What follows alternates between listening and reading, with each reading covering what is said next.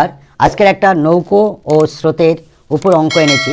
অঙ্কটা হলো, এক ব্যক্তি নৌকা চালিয়ে স্রোতের প্রতিকূলে 8 কিলোমিটার প্রতি ঘন্টায় যায় এবং অনুকূলে 13 কিলোমিটার প্রতি ঘন্টায় যায়।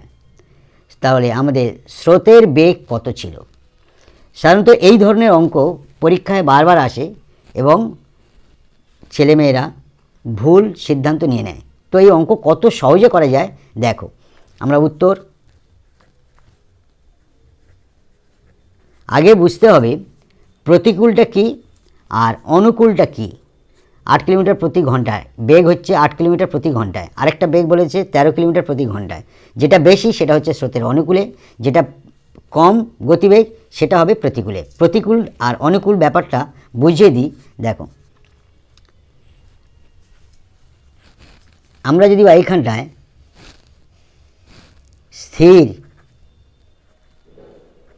স্থির জলে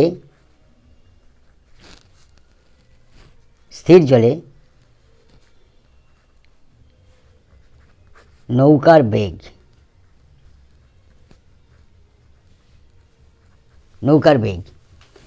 আর এপারে দিচ্ছি আমরা স্রোতের বেগ, বাম দিকেও দিচ্ছি আমরা স্রোতের বেগ।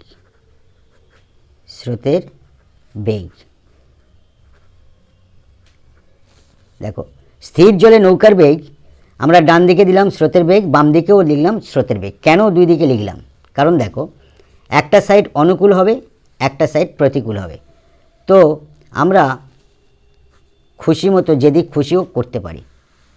দেখো, আমরা এই দিকটা প্রতিকূল করতে পারি, এই দিকটা অনুকূল করতে পারি। তাহলে আমরা ধরে নেব স্থির জলে এই পারে আমরা লিখছি অনুকূল,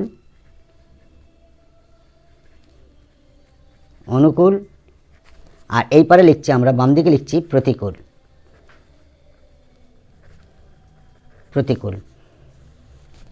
তাহলে দেখো, এখানে অনুকূলের বেগ কত হবে সেটা আমরা বের করব, আর প্রতিকূলের বেগ কত হবে আর অনুকূলের বেগ কত হবে সেটা আমরা আগে বুঝে নেব। দেখো, যদি আমরা স্থির জলে নৌকার বেগ x কিলোমিটার প্রতি ঘন্টায় হয় আর স্রোতের বেগটা যদি আমরা এখানে y যদি ধরি, তাহলে এপারেও y হবে, স্রোতের বেগ y। এবারে অনুকূল বললে কি হবে? অনুকূল বললে আর প্রতিকূল বলতে কি বুঝি আর অনুকূল বলতে কি বুঝি?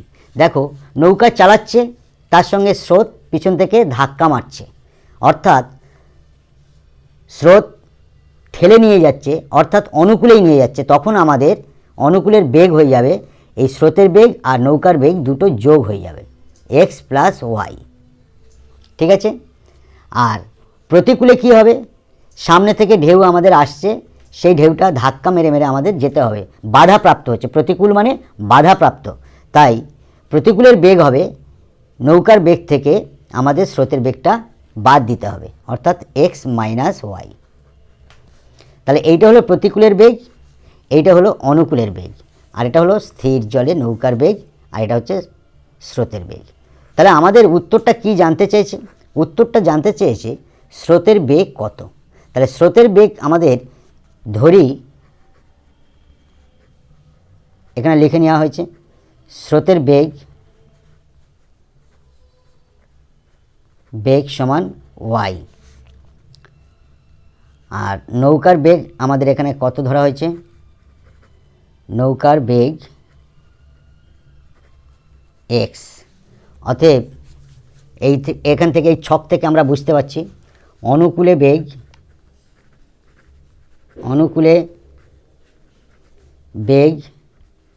বলতে নৌকার বেগ, তাহলে কি হবে? x plus Y. আর প্রতিকূলে কি হবে? প্রতিকূলে বেগ হবে x মাইনাস ওয়াই কিলোমিটার। বোঝা গেল? এইবারে আমাদের অনুকূলের বেগ কত বলেছে? 13 কিলোমিটার, আর প্রতিকূলের বেগ বলেছে 8 কিলোমিটার। তাহলে আমরা প্রশ্নানুসারে